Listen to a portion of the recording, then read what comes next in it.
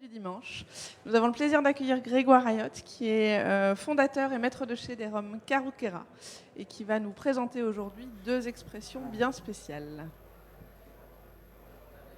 Le sujet du jour, c'est comprendre la diversité des productions à partir des choix qui sont retenus lors de toutes les étapes de la production. Donc je vais essayer de faire en sorte que ça ne soit pas rébarbatif. Mais en fait, il est intéressant de comprendre comment on fait un alcool, comment on fait un rhum, et au sein de ces productions, comment on fait un rhum agricole de la Guadeloupe. Bon, théoriquement, on devrait avoir le temps, puisqu'on a 30 minutes, c'est une éternité. On pourra parler en fait des innovations qui ont fait apparaître le rhum agricole. Le rhum traditionnel étant un rhum de sucrerie, c'est le rhum qu'on a tous commencé à faire il y a 4 siècles. Donc depuis 150 ans, nous faisons du rhum agricole, j'en dirai un mot. Et si j'ai le temps, je vous parlerai de tout ce qui reste à faire, puisque le domaine est vaste et on peut essayer beaucoup de choses compte tenu des progrès du génie chimique, du génie des procédés, etc. Alors, je vais commencer par vous faire un rapide aperçu de l'endroit où nous sommes, en Guadeloupe, Carruquera, et vous donner une petite envie de venir nous voir en vous montrant une petite vidéo qui dure 2 minutes.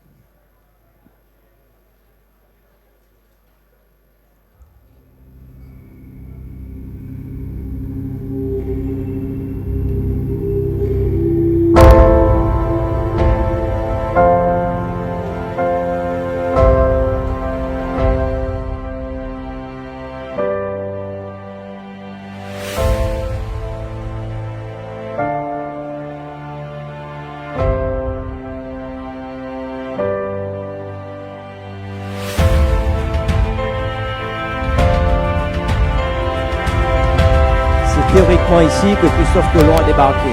C'est ce qu'on dit. Ça ne doit pas être vrai parce qu'il y a des cailles partout, je ne vois pas comment.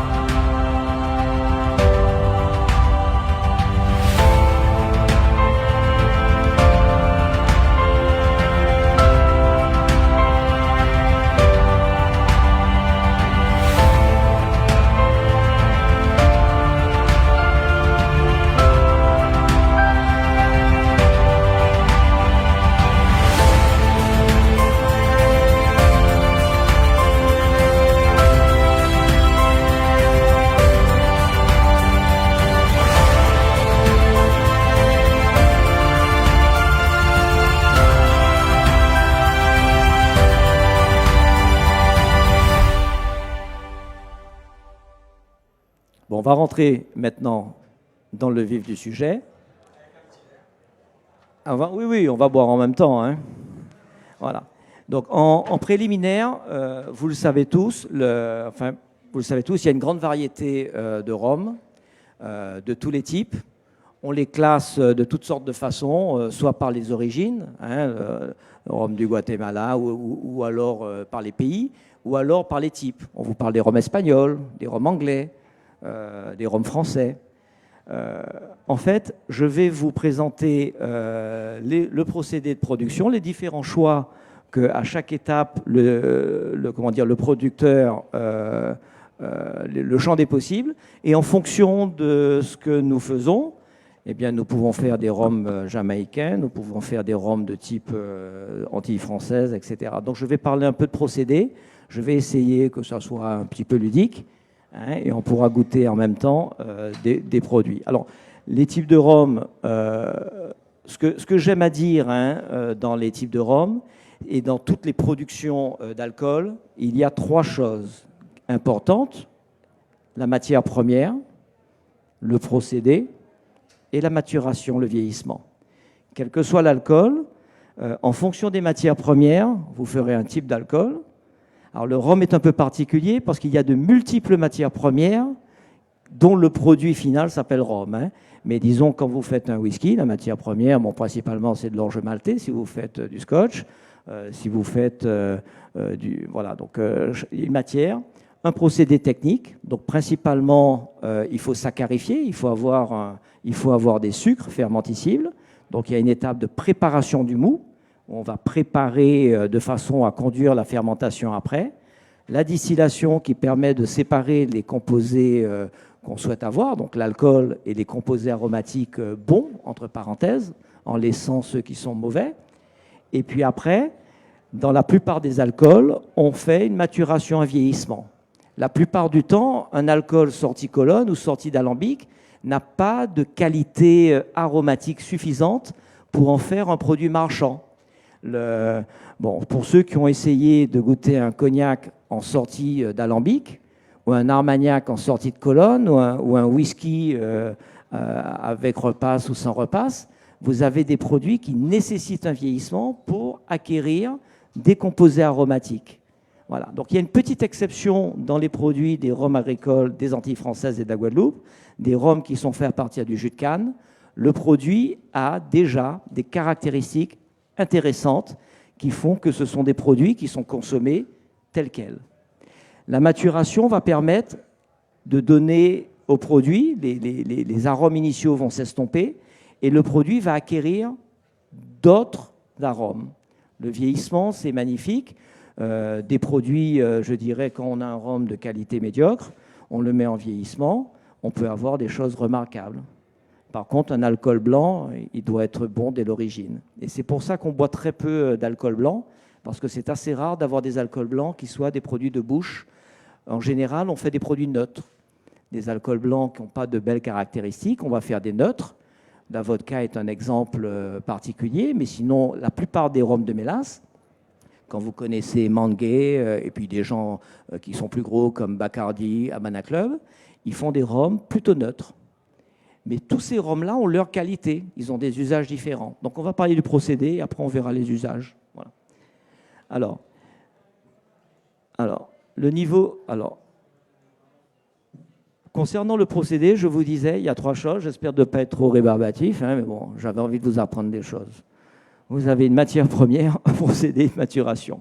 Et après, je mets toujours à côté ce qu'on appelle les finitions ou les sauces spéciales. Une sauce spéciale, c'est-à-dire que vous avez un produit qui n'est pas très gourmand, qui n'est pas très intéressant, eh bien vous allez rajouter du sucre, des épices, ou vous allez laisser macérer des choses dedans. Ça fait de très belles choses, mais c'est un autre produit. Les sauces spéciales, ça fait partie de la majorité des produits. Pour ce qui est des rhums agricoles de la Guadeloupe, ce n'est pas ce qu'on recherche. Alors, au niveau des matières premières, là, je ne vais pas parler de tous les alcools, je vais parler uniquement du rhum. Principalement, vous avez 3 sources de matière, enfin, ça vient toujours de la canne à sucre au début. La matière première, c'est soit la canne à sucre elle-même, dont on va extraire le jus, donc c'est le jus de canne à sucre. Ça peut être des sirops. Alors, il y a différents types de sirops. On fait du rhum avec du jus de canne concentré. On fait du rhum aussi avec du jus de canne concentré, mais qu'on invertit, ce qu'on appelle des high test molasses, ça s'appelle, ils font ça aux États-Unis. On fait aussi des rhums à partir de la mélasse. Alors j'ai fait un petit dessin de l'industrie. Le sirop, c'est un produit, c'est-à-dire vous broyez de la canne, vous avez un jus, vous fabriquez un sirop, c'est un produit. La mélasse, ce n'est pas un produit, c'est un sous-produit, c'est le sous-produit d'une production. Alors, juste pour comprendre l'importance des rhums de mélasse, c'est que, je vais vous poser une petite question parce que c'est interactif. D'après vous, quelle est la première culture mondiale? Blé, riz, maïs, canne à sucre. Le blé, le riz, le maïs, c'est entre 500 et 800 millions de tonnes par an. Et on fait pourtant un paquet de céréales parce qu'il faut qu'on élève nos animaux qui eux-mêmes vont nous donner de la viande. La canne à sucre, c'est 1,7 milliard de tonnes par an. 1700 millions de tonnes. La canne à sucre est la première culture mondiale. Vous en trouvez partout dans les parties tropicales, subtropicales. Donc c'est la première culture mondiale. On fait toutes sortes de choses avec la canne à sucre. Mais principalement, on fait de l'alcool, du sucre. Au Brésil, on a des cannes à sucre qui sont des cannes énergie, où on ne cherche pas le sucre, on ne cherche pas les non-sucres qui vont donner des arômes si on fait du rhum, on cherche la fibre. Donc ce sont des cannes qui ont des rendements élevés, mais qui n'ont pas de sucre, qui n'ont que de la fibre. Et c'est comme du charbon, c'est comme du bois, on fait de la vapeur et après de l'énergie. Donc la canne à sucre, c'est la première culture mondiale. Et donc, naturellement, vous faites du sucre dans le monde partout. Et la mélasse, vous en avez partout. Vous pouvez en acheter au Pakistan, vous pouvez en acheter en Inde, vous pouvez en acheter en Chine, au Guyana, partout. Demain, et je vous engage à le faire, vous voulez monter votre petite distillerie à Paris, à Aix-en-Provence, voilà, chez vous, eh bien, vous achetez de la mélasse. Vous la réduisez avec de l'eau pour qu'elle soit en mesure de fermenter. Vous mettez un petit peu de levure, vous fermentez, vous distillez dans un petit alambic pirate que vous fabriquez ou que vous achetez, et vous allez faire du rhum. Voilà. Alors, je vais finir avec les rhums de mélasse parce que le but, c'est de vous parler des rhums de l'IG Guadeloupe, l'indication géographique Guadeloupe. L'indication géographique Guadeloupe, il y a tout. Il y a des rhums de mélasse, des rhums agricoles, il y a tout. En fait, c'est une IG très large, contrairement à l'IG Martinique, où il n'y a que des rhums agricoles, c'est-à-dire des rhums faire du jus de canne. Donc je vais laisser tomber tout ce qui est industriel et mélasse, et on va passer donc au procédé à partir de la canne à sucre pour ce qui est du rhum agricole. Alors, les procédés techniques, c'est, quel que soit l'alcool, c'est toujours pareil. Vous avez une matière fermentescible. Si la matière n'a pas de sucre directement, vous voulez faire du whisky, vous achetez votre orge maltais avec votre cahier des charges pour avoir le type de whisky que vous souhaitez. Vous avez de l'amidon. L'amidon, c'est un sucre complexe. Hein. J'ai une ingénieure chimiste agrégée de physique ici, donc je parle sous son contrôle. Et en fait, vous allez saccharifier l'amidon. Donc vous avez des enzymes, hein, vous allez saccharifier l'amidon pour avoir une matière fermentescible, hein, des sucres plus simples. Voilà.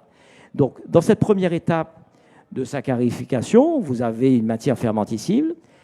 Pour ce qui est de la canne à sucre, c'est directement fermentescible, enfin pas tout à fait directement, parce qu'il y a beaucoup de saccharose. Le saccharose ne fermente pas, mais il va s'invertir dans des glucoses, fructoses, qui vont être en mesure de fermenter.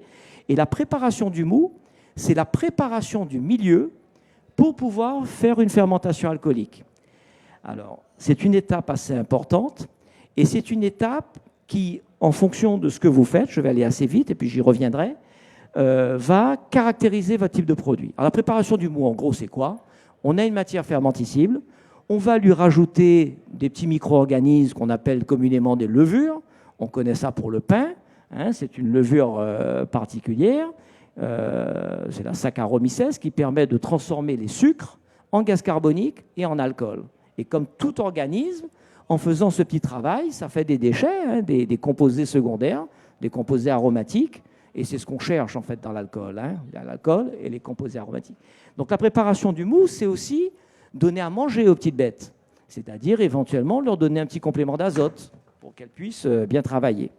C'est aussi quand votre mou, par exemple, a une petite infection, ça arrive, je vous expliquerai pourquoi, eh bien, ça consiste à minimiser la population de bactéries.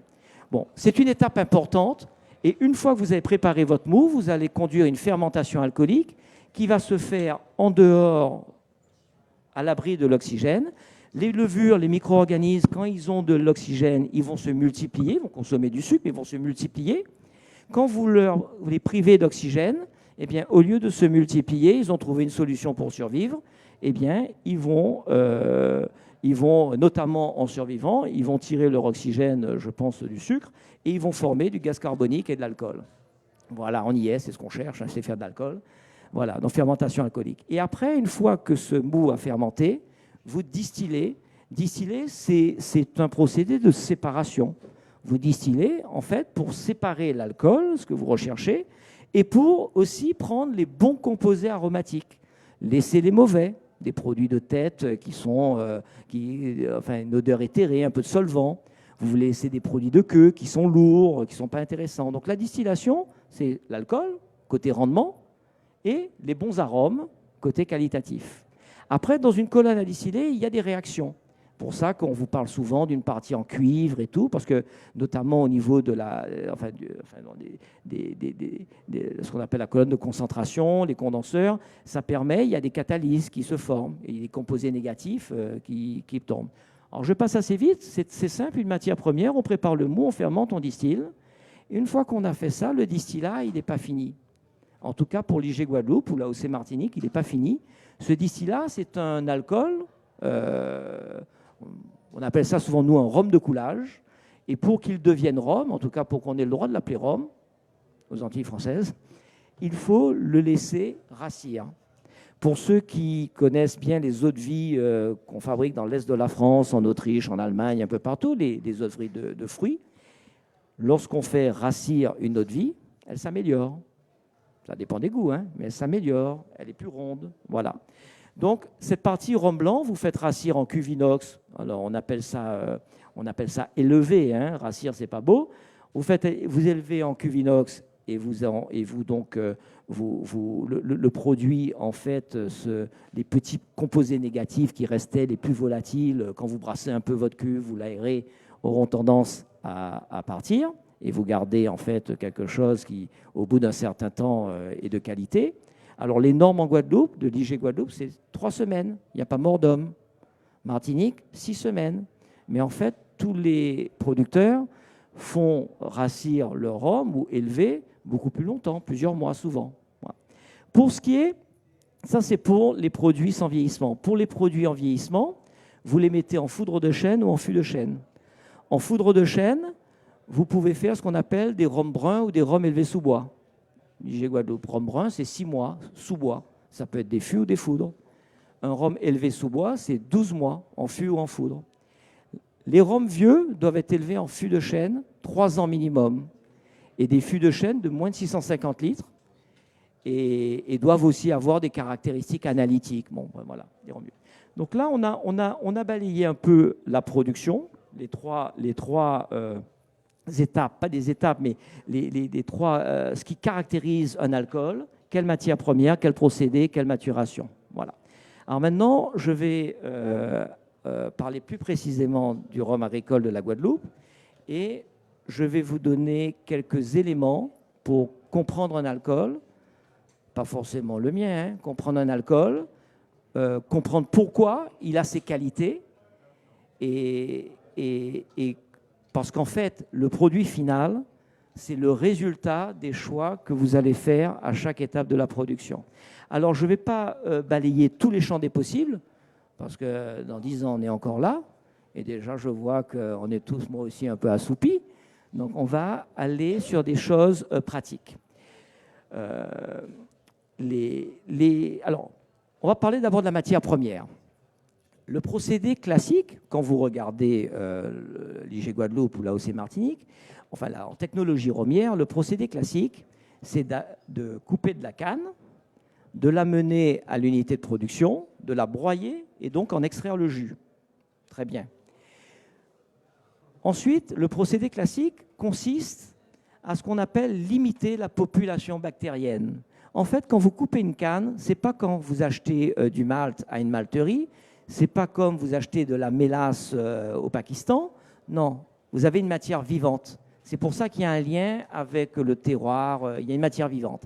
Cette matière vivante, elle a toutes sortes de bactéries sur sa tige, elle a des cires, et puis sinon, quand vous la coupez, c'est du sucre, le monde entier lui tombe dessus, parce que les bactéries, ils aiment le sucre aussi. Et quand vous coupez une canne, au bout de 4 heures, elle est plus blanche, elle est rouge, les petites bêtes ont commencé à manger, vous attendez 24 heures, elle est noire. Alors, ce n'est pas pourri, ce n'est pas à jeter.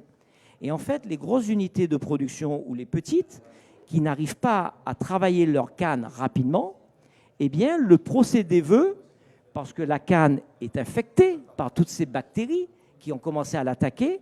Et ces bactéries en fermentation vont former des fermentations acétiques, en tout cas vont former des mauvais goûts.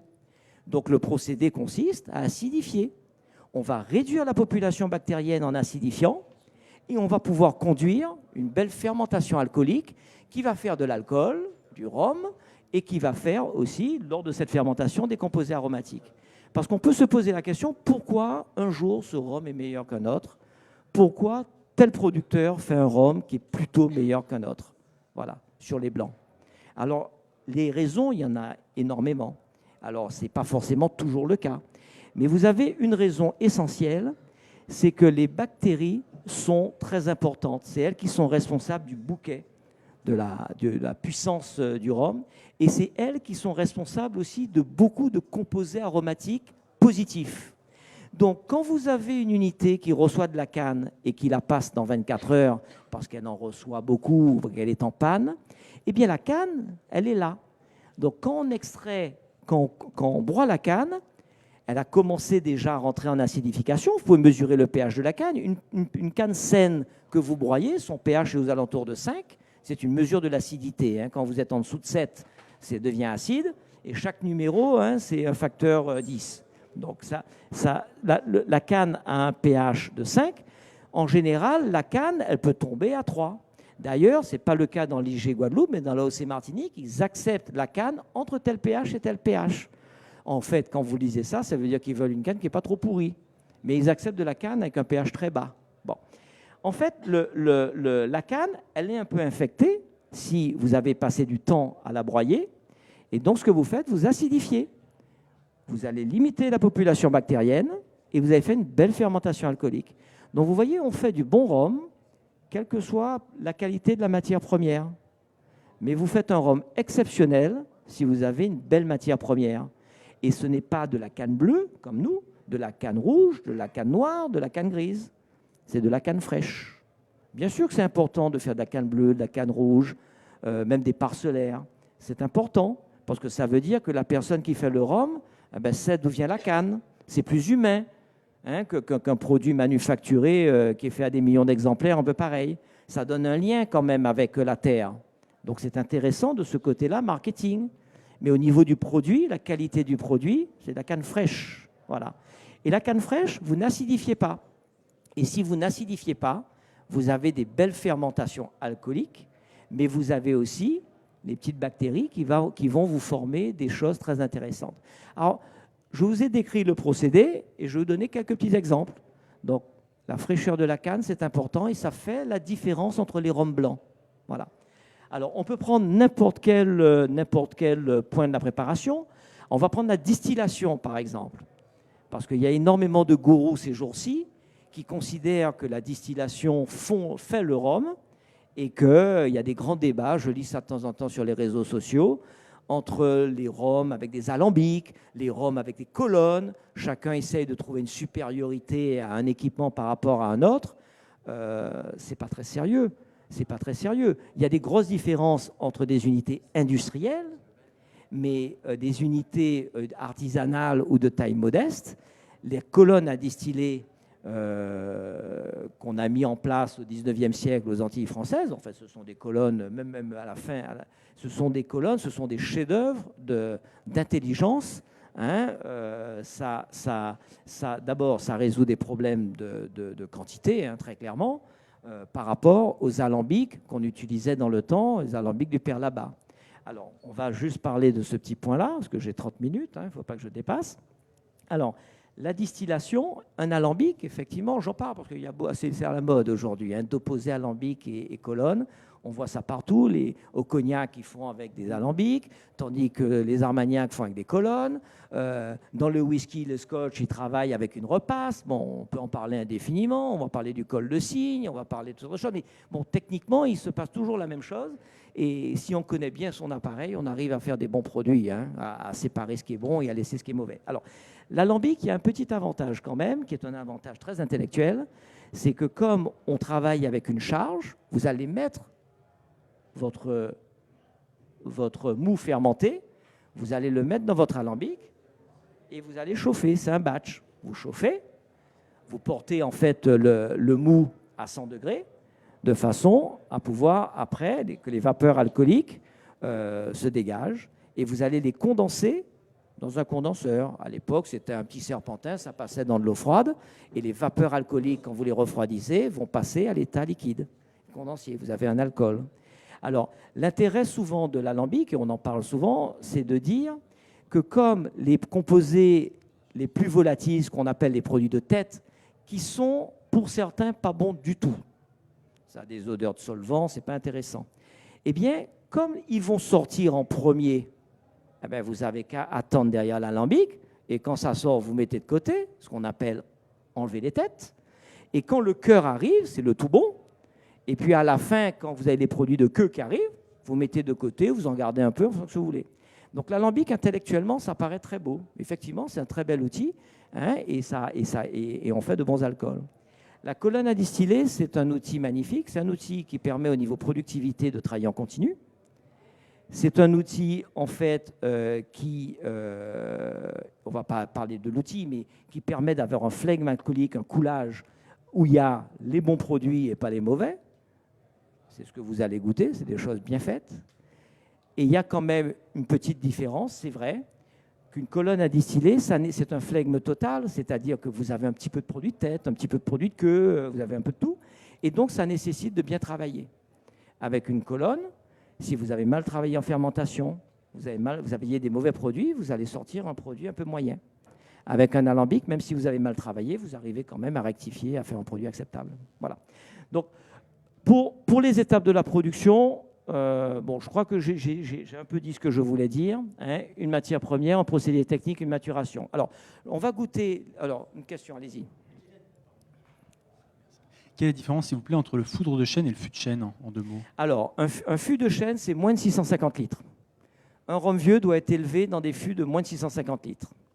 Le foudre, ça peut faire 10 000 litres, 20 000 litres, voilà. Alors, je vais vous montrer la dernière pour essayer de tenir les 30 minutes, hein, et puis après, on va pouvoir voir. Alors, je vais parler un peu des procédés. Je ne suis pas entré en détail, hein, sur chaque étape, mais je crois que vous avez compris, et vous le saviez sans doute pour certains, comment on fait un alcool. Il faut savoir que chaque étape est importante, et en fonction des choix que vous prenez, vous allez faire des alcools différents. Alors, je vous ai fait une petite roue que j'appelle la roue du rhum, parce qu'en ajoutant un T, c'est très d'actualité, hein, parce qu'il y a la roue du rhum qui part bientôt, pour vous essayez, en fonction de ces 3 critères, matière première, procédé et vieillissement, vous donner un peu les usages du rhum. Alors je vais m'approcher un peu, parce que ma vue baisse avec l'âge. Je vous ai mis d'un côté la canne à sucre ou la mélasse. Avec la canne à sucre et la mélasse, vous pouvez avoir un procédé qui est assez proche. En fait, indépendamment du procédé, on va dire que vous faites un type de produit. Vous allez faire soit des produits aromatiques, soit des produits légers et neutres. En fait, ça se caractérise par des types d'équipements, hein, ou des types de fermentation. Si vous voulez faire un grand arôme comme on fait au Jamaïque, vous allez faire des fermentations spécifiques et vous allez avoir des produits aromatiques et puissants. Voilà. Donc, la mélasse permet de faire effectivement des rhums légers et des rhums aromatiques, la canne à sucre aussi. Et après, vous avez l'usage. Il y a 3 usages principaux, hein. On peut distinguer la dégustation, les rhums de dégustation. On peut distinguer les rhums pour cocktail et long drink. Les cocktails, c'est les rhums à mixer. Il n'y a rien de péjoratif, hein. Un rhum à mixer, ça doit être bien fait. Et vous avez aussi ce que j'appelle des condiments, c'est-à-dire que vous avez des rhums qui sont des concentrés d'arômes, notamment les grands arômes qu'on fait en Martinique au Galion, qu'on fait à la Jamaïque. Et ça, vous en mettez 3 gouttes dans la cuisine, hein, ça va vous donner de sacrés arômes. Donc vous avez tout ça. Et au cœur, je place les produits, ce que j'appelle, alors c'est la cuisine, hein, mais ce n'est pas péjoratif, encore une fois, c'est qu'un produit, c'est comme lorsque vous faites à manger à vos enfants et que ceux-ci vous disent les nouilles sont dégueulasses. D'abord, c'est pas bien de dire ça, mais si vous voulez l'améliorer, c'est comme partout, vous rajoutez sel, sucre, poivre. Ah oui, vous avez des nouilles qui ne sont pas terribles, vous rajoutez une bonne noix de beurre, un peu de sel, et tout le monde aime ça. Hein? Vous avez un morceau de pain sec, c'est pas bon, vous mettez un bon petit bout de beurre dessus, c'est bon. Sel, sucre, poivre, sel, sucre et graisse. Eh bien, dans les alcools, c'est pareil. Vous avez un produit un peu industriel, un peu de l'alcool. Vous voulez en faire un produit marchand, eh bien, vous allez rajouter pas de la graisse, pas du sel, quoique vous rajoutez du sucre. Et donc, au milieu, pour moi, vous avez tous ces produits, alors qui sont traditionnels. Parce que initialement, les produits qui étaient faits, ils n'étaient pas géniaux, hein. Donc, on mettait du sucre. C'est tout à fait normal. Alors, les produits au centre. Alors, pour revenir sur la différence entre les rhums de mélasse, ils sont, de mon point de vue, les rhums de mélasse aromatiques doivent être vieillis. C'est pour ça que je vous ai mis vieux et grand arôme. Ils doivent être vieillis parce qu'un rhum de mélasse non vieilli, ça a rarement de bonne qualité en dégustation. Vous avez un goût de chaudière qui reste et le produit doit être utilisé soit en macération avec des fruits, des rhums arrangés, ou doit être utilisé dans des planteurs. Voilà. Mais en rhum de dégustation, vous n'arriverez pas, ou si vous trouvez, je suis très intéressé, des rhums de mélasse. Par contre, vieillis, c'est un autre domaine. Les extractions des composés du chêne vont permettre de former des arômes. Les rhums de mélasse, légers et neutres, c'est 90% du marché et des réalisations de rhum de mélasse. C'est extrêmement bien fait, quelquefois industriel, quelquefois un peu moins. C'est bien fait parce que ça vous fait des produits neutres. Et bien sûr, on peut faire des cocktails qui ont un goût de rhum avec des produits aromatiques. Mais en fait, quand vous voulez faire un mojito, c'est vrai que si vous avez un rhum neutre, vous prenez un Bacardi, vous prenez l'Eclipse de Manguet et vous faites, alors je ne sais pas quelles sont les marques représentées par la maison du whisky, mais on est libre. Bon, vous prenez des rhums légers et c'est ce que vous allez y ajouter qui va faire le cocktail et sa beauté. Les rhums aromatiques, donc les rhums de mélasse, vieillis, c'est très bon. Enfin, en tout cas, ça peut être utilisé en dégustation. Bon, c'est un critère subjectif. Neutre en cocktail. Les rhums faits à partir de jus de canne à sucre, alors ils ont cette caractéristique. Vous pouvez les utiliser en faisant des rhums légers en cocktail. C'est assez rare parce que c'est tellement cher de faire du rhum agricole par rapport à un rhum de mélasse qu'on fait rarement des neutres. Est-ce que le neutre, ça vaut, au Brésil, ça vaut 70 centimes, hein, le litre d'alcool pur. Donc, on ne fait pas de neutre. Donc, les rhums de canne à sucre, on pourrait en faire, ça serait très bon, on pourrait faire des rhums légers. Et sinon, les rhums, c'est plutôt des produits de dégustation, donc des produits aromatiques, le rhum agricole de la Guadeloupe en particulier.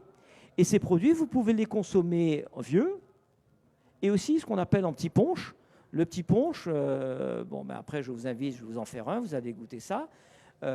C'est du rhum blanc, comme celui que vous avez là, dans lequel on rajoute un petit peu de sucre s'il est un petit peu vif, un petit peu de citron s'il est un peu vif, et s'il est remarquable, on rajoute simplement une petite peau de citron, les huiles essentielles qui sont dans la peau de citron, qui vont donner un petit supplément d'âme au produit. Voilà. Alors moi, j'ai terminé.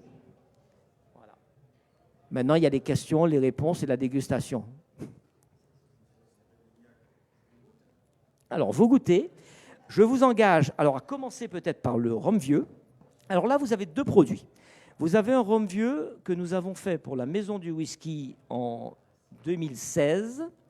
C'est un millésime 2008. Alors, je n'ai pas décrit tout ce qu'il y a dans l'IG, mais en gros, les définitions des rhums, vous avez un rhum vieux, c'est 3 ans en fût.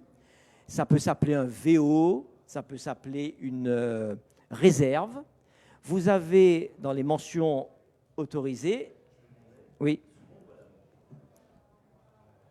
Excusez-moi de ma non-connaissance. Les rhums XO, quelle est la... J'étais en train de le dire.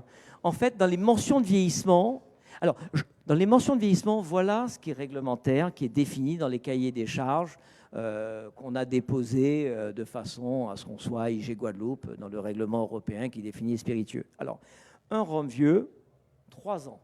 Vous pouvez l'appeler VO, vous pouvez l'appeler réserve. 3 ans et plus. En France, un rhum de 3 ans, le plus jeune des rhums a 3 ans. Ce n'est pas le cas dans d'autres parties du monde, où un rhum de 23 ans, il a respiré de loin un fût qui a 23 ans. Et vous ne pouvez jamais le vérifier, parce qu'il n'y a pas de contrôle et vous ne pouvez pas le savoir. Tandis qu'en France, vous avez les douaniers, la répression des fraudes, enfin je crois que vous êtes presque tous français, et vous savez que notre pays est beau, est bien réglementé et bien contrôlé. Alors, 3 ans. Ensuite, un rhum, ce qui est défini, c'est 4 ans. 4 ans, ça peut s'appeler VSOP, ça peut s'appeler réserve spéciale, ça peut s'appeler cuvée spéciale, voilà, VSOP. Ça, c'est 4 ans. Et après, vous avez 6 ans. Je vous parle de ce qui est défini. Après, on peut faire des mentions exotiques. Ce qui est défini, vous avez XO, hors d'âge, grande réserve. Tout ça, c'est 6 ans. Et après, bien sûr, ça peut être beaucoup plus que 6 ans.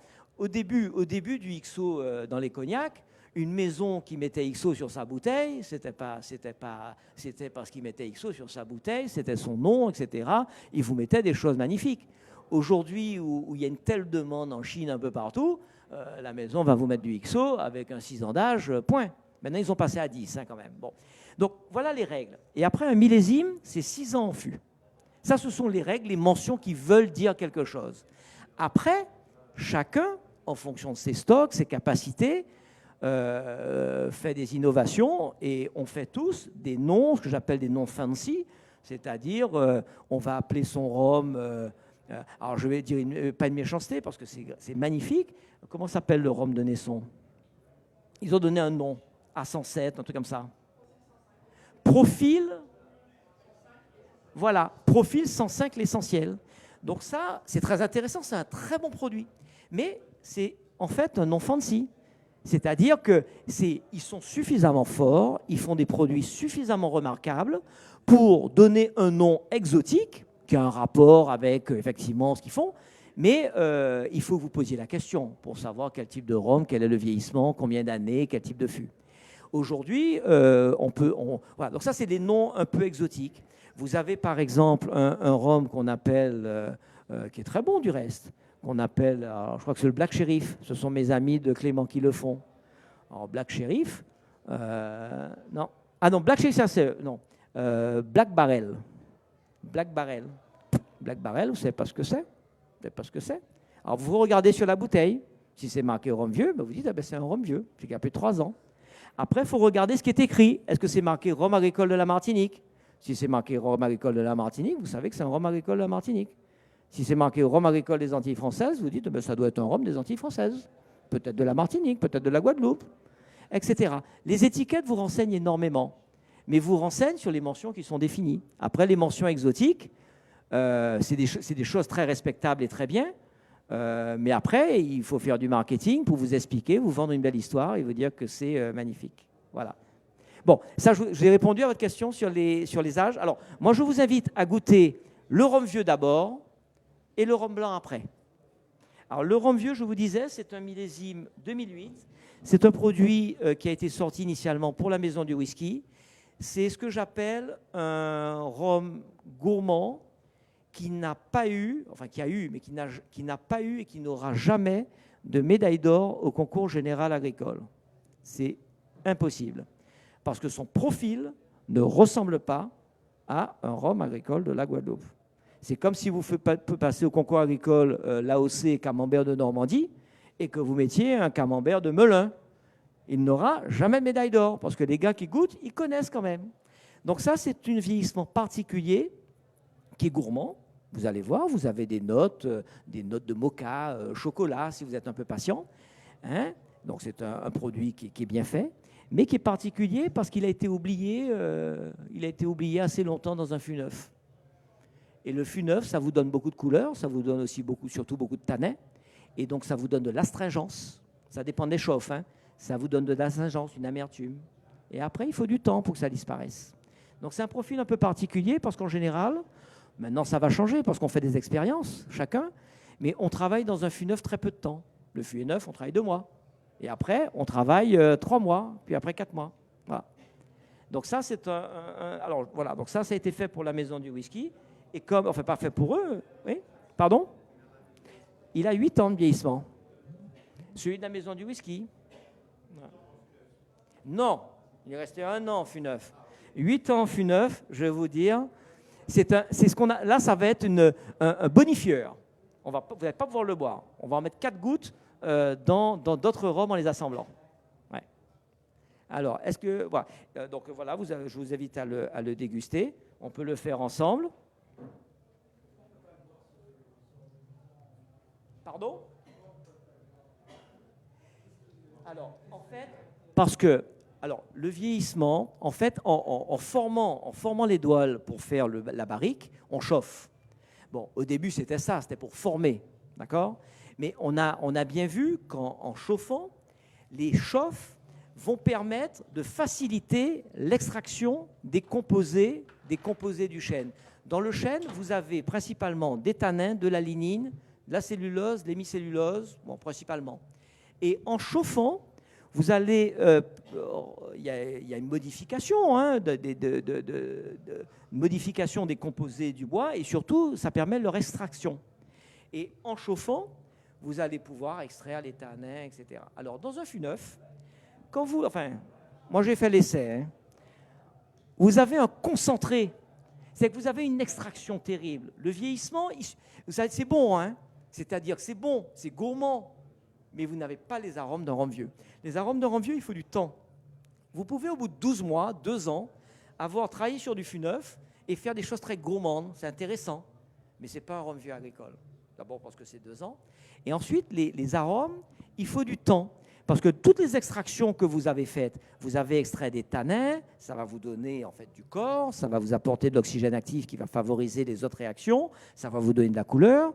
Vous extraignez la lignine du bois. La lignine du bois, c'est ce qui fait, il y en a dans tous les bois, hein, c'est ce qui fait la rigidité du bois, la lignine. Mais la lignine va se transformer dans des aldéhydes aromatiques, la vanilline, etc. Et ça dépend du type de chêne. Si vous travaillez en chêne américain, vous allez avoir des extractions de vanille très fortes. Voilà. Et donc, si vous travaillez qu'en fût neuf et vous laissez dans le fût neuf, ça va être un bouillon, un concentré de goût. Et vous savez, quand les choses sont trop concentrées, vous ne pouvez pas les déguster. Par contre, ce n'est pas mauvais. Ça va vous permettre, vous en mettez 8 gouttes dans un autre rhum et ça va le bonifier. Voilà.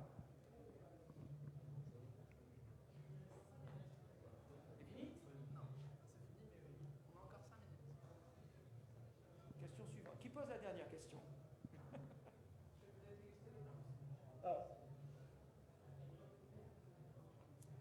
Le blanc, je voulais faire une expérience. Une expérience avec vous. Vous le reniflez, et je vais vous donner un petit zeste du citron de mon jardin.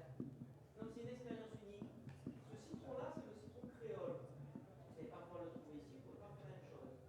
Et ce citron-là, il a une peau très fine. Et le zeste, ça va libérer des huiles essentielles dans le rhum. Et ça va lui donner, vous allez voir, un petit supplément d'âme, ça va être quelque chose de belle expérience. Alors,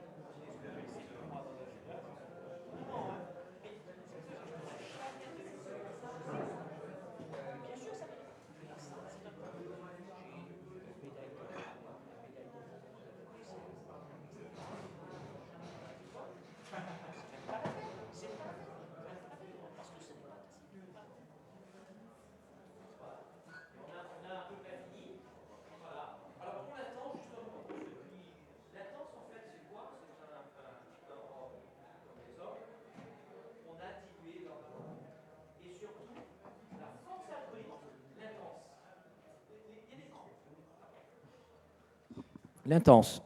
Les rhums, on les coule à des degrés. Bon, celui-là, il a été coulé à 73. Mais après, il faut le ramener au degré marchand. En Guadeloupe, on consomme les rhums à 50 degrés. Donc, on les ramène à 50 degrés. C'est un mélange hydroalcoolique, on rajoute de l'eau. Hein. Bon, après, je peux vous dire, je rajoute de l'eau froide, je le fais lentement, parce qu'on a chacun nos manières de mettre à degré. Et c'est très important. Le même rhum, mis à degré par deux sociétés, 2 maîtres de chai, vous allez avoir des produits différents. L'eau n'aime pas l'alcool. Vous mettez de l'eau et de l'alcool, ça dégage de la chaleur, vous allez perdre des composés importants. Voilà, donc c'est délicat, il faut le faire lentement. Bon. Mais disons que cette mise à degré, on le met au degré marchand. Guadeloupe, 50 degrés. Martinique, 55-62. Marie-Galante, 59. Donc nous, on boit du rhum à 50. Il y a une demande pour les rhums les alcools à fort degré. Et notamment, Naisson a été un des premiers à faire, pour son 70e anniversaire, un rhum à 70 degrés. Alors, les rhums à fort degré, vous avez moins d'eau, plus de gras, ça chauffe, hein, vous avez une impression de chaleur, c'est particulier. Par contre, au niveau des arômes, vous ne pouvez pas, votre capteur, là, il est capable de mesurer un certain nombre de composés aromatiques en fonction des quantités. Si vous avez suffisamment, par exemple, des notes de café, il ne faut pas grand-chose pour voir la note de café. Hein. Vous avez une petite note de café, vous allez la voir tout de suite, quel que soit le degré. Bon. Mais vous avez des notes qui sont difficiles à percevoir. Et en baissant le degré alcoolique, les arômes vont surgir.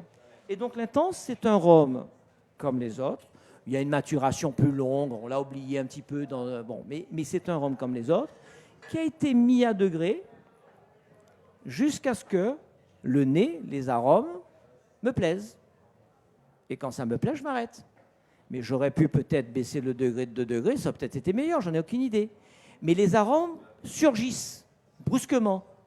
Quand le degré est fort, vous ne les voyez pas et vous baissez. Et d'ailleurs, en dégustation, quand vous dégustez, vous rajoutez de l'eau de façon à baisser le degré, quelquefois à 40, quelquefois à 38, parce que vous allez voir les mauvais goûts. Eh oui, c'est important de savoir si un rhum est bon, mais c'est important de savoir s'il est propre, bien fait. S'il y a des mauvais goûts, mais en baissant le degré, vous le voyez. Voilà, on m'a demandé de fermer. Je m'en vais.